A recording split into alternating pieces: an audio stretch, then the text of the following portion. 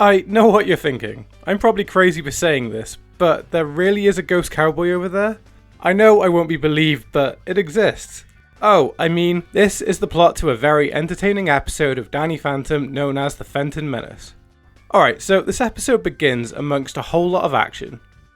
We witness as Jazz narrates the plot for this one, while Danny is seemingly attacking the air for some unknown reason. This alone is very good setup for a unique episode of the show. Regardless of what Jazz had to say and any greater plot details, this alone was a great hook for moving forward. While I found everything Jazz has to say to be very interesting, this is essentially alluding to the plot as she refers to herself as an adult despite also being a kid like Danny.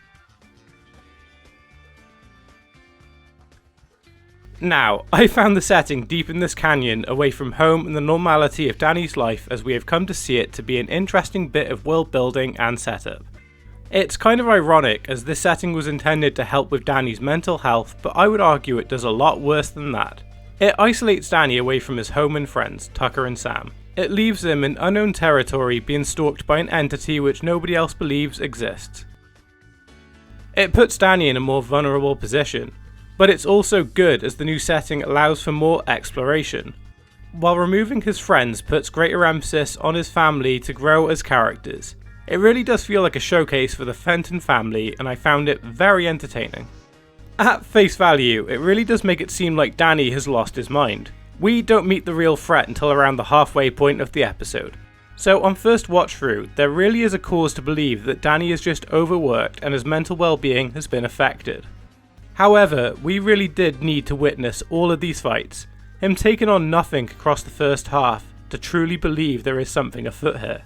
I think the actual build up to the reveal of Youngblood is better than what they do with him when he is on screen. They even provide subtle hints and pay homage to a previous episode with him and Ember.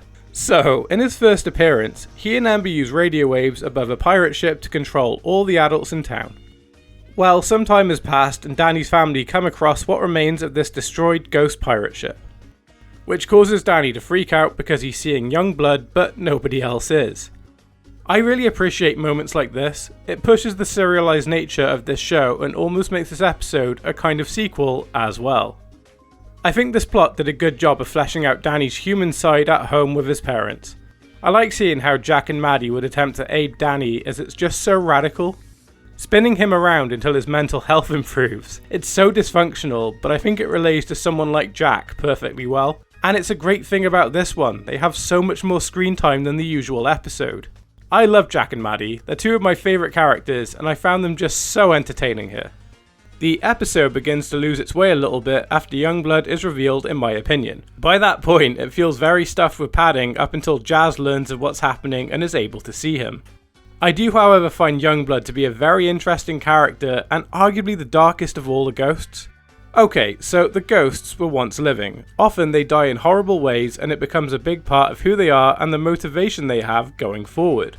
Well, first of all, Youngblood is a child, which implies he died very young. Just that thought alone is quite horrendous. Like yes, most of the ghosts are just scarred people, but Youngblood is literally a deceased child messing with Danny. Maybe he purposely haunts children out of jealousy.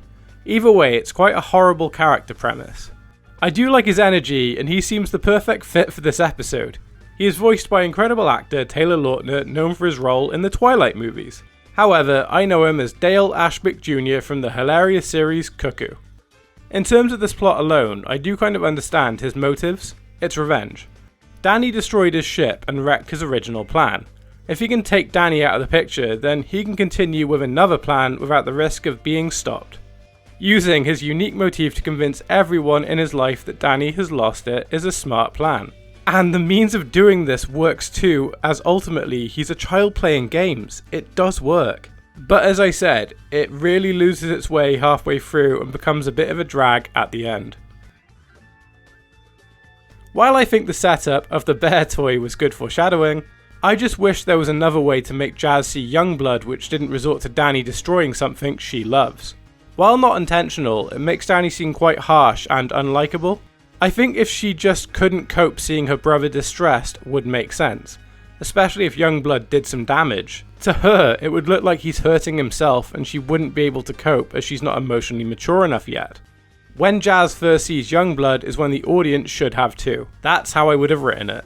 I think this episode has a very fun motif and is set up very well.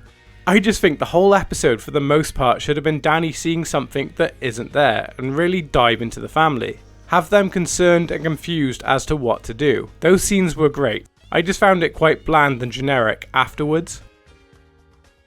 Well, that's what I thought anyway. I would love to hear your thoughts in the comment section down below. If you enjoyed this video and would like to stay up to date, then please hit that like button and subscribe.